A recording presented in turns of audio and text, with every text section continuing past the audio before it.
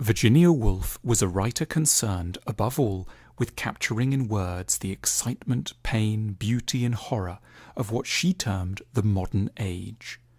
Born in 1882, she was conscious of herself as a distinctively modernist writer, at odds with a raft of the staid and complacent assumptions of 19th century English literature.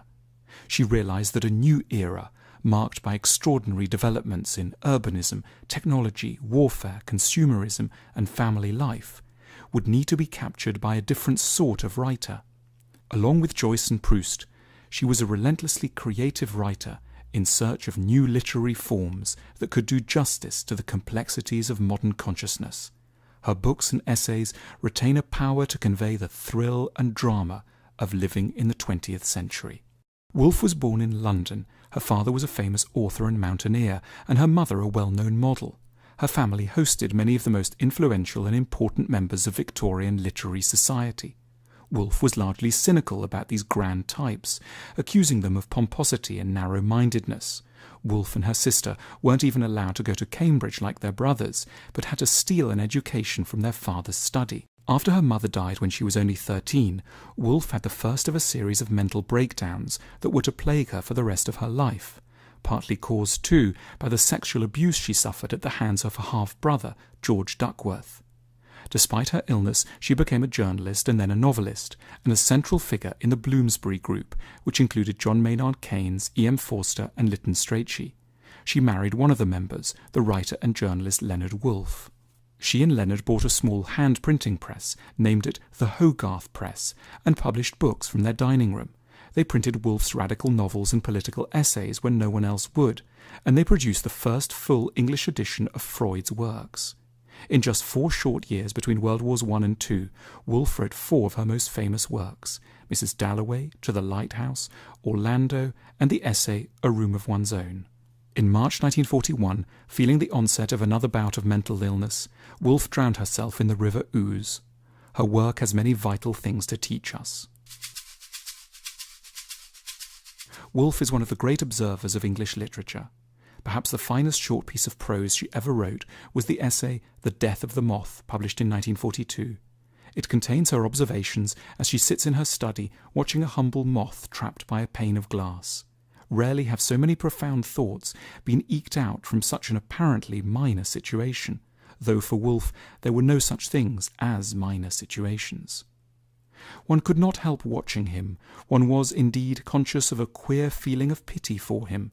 The possibilities of pleasure seemed that morning so enormous and so various that to have only a moth's part in life, and a day moth's at that, appeared a hard fate, and his zest in enjoying his meagre opportunities to the full pathetic. He flew vigorously to one corner of his compartment, and after waiting there a second flew across to the other. What remained for him but to fly to a third corner and then to a fourth?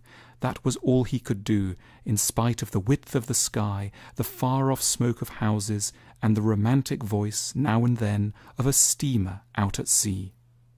Woolf noticed everything that you and I tend to walk past: the sky, the pain in others' eyes, the games of children, the stoicism of wives, the pleasures of department stores, the interest of harbours and docks.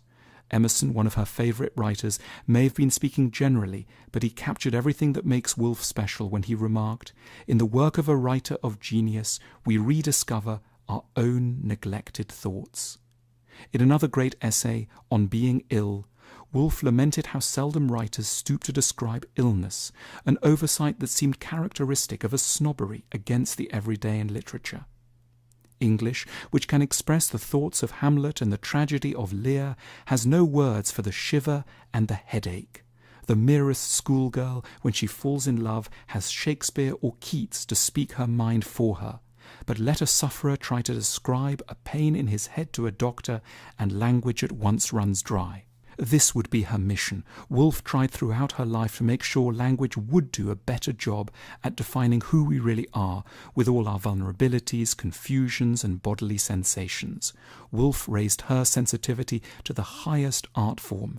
She had the confidence and seriousness to use what happened to her, the sensory details of her own life, as the basis for the largest ideas. Woolf was always profound, but never afraid of what others called trivial. She was confident that the ambitions of her mind, to love beauty and engage with big ideas, were completely compatible with an interest in shopping, cakes and hats, subjects on which she wrote with almost unique eloquence and depth. In another particularly good essay of hers called The Oxford Street Tide, she celebrates the gaudy vulgarity of this huge London shopping street. The moralists point the finger of scorn at Oxford Street. It reflects, they say, the levity, the ostentation, the haste and the irresponsibility of our age. Yet perhaps they are as much out in their scorn as we should be if we asked of the lily that it should be cast in bronze, or of the daisy that it should have petals of imperishable enamel. The charm of modern London is that it is not built to last, it is built to pass. In an accompanying essay, equally open to the unprestigious side of modern life, Woolf goes to visit the giant docks of London. 1,000 ships with 1,000 cargoes are being unladen every week, and not only is each package of this vast and varied merchandise picked up and set down accurately, but each is weighed and opened, sampled and recorded, and again stitched up and laid in its place, without haste or waste or hurry, or confusion by a very few men in shirt sleeves, who, working with the utmost organization in the common interest, are yet able to pause in their work and say to the casual visitor, "Would you like to see what sort of thing we sometimes find in sacks of cinnamon? Look at this snake." Woolf was deeply aware that men and women fit themselves into rigid roles, and as they do so, overlook their fuller personalities. In her eyes, in order to grow, we need to do some gender bending. We need to seek experiences that blur what it means to be a real man or a real woman. Woolf had a few lesbian affairs in her life, and she wrote a magnificently bold, queer text, Orlando, a portrait of her lover Vita, described as a nobleman who becomes a woman. She wrote, "It is fatal to be a man or woman pure and simple. One must be woman-manly or man-womanly." In her anti-war tract, 3 Guineas, Woolf argued that we will only ever end war by rethinking the habit of pitting of sex against sex. All this claiming of superiority and imputing of inferiority belong to the private school stage of human existence, where there are sides, and it is necessary for one side to beat another side, and of the utmost importance to walk up to a platform and receive from the hands of the headmaster a highly ornamental pot. Woolf wished desperately to raise the status of women in her society. She recognized that the problem was largely down to money. Women didn't have freedom, especially freedom of the spirit, because they didn't control their own income. Women have always been poor, she cried, not for 200 years merely, but from the beginning of time. Women have had less intellectual freedom than the sons of Athenian slaves. Women have not had a dog's chance of writing poetry.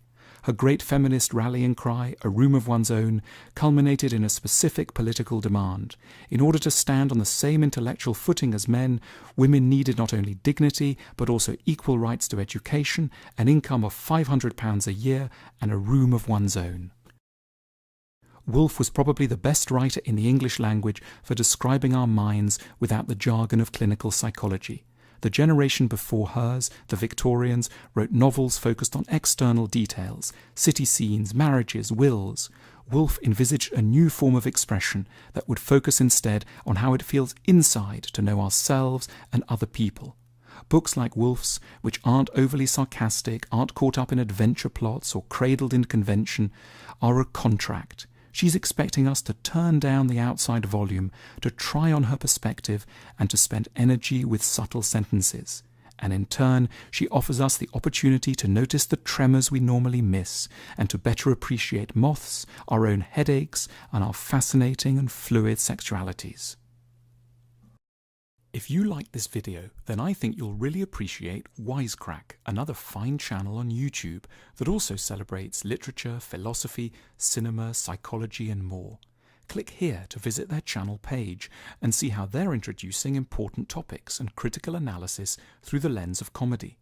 If you're interested in smart yet hilarious breakdowns of classic literature, be sure to watch their popular series Thug Notes. They have over 80 titles in their library to choose from, including Pride and Prejudice, The Great Gatsby, Lolita, Dune, Crime and Punishment, and many more. I think you'll enjoy them as much as we do.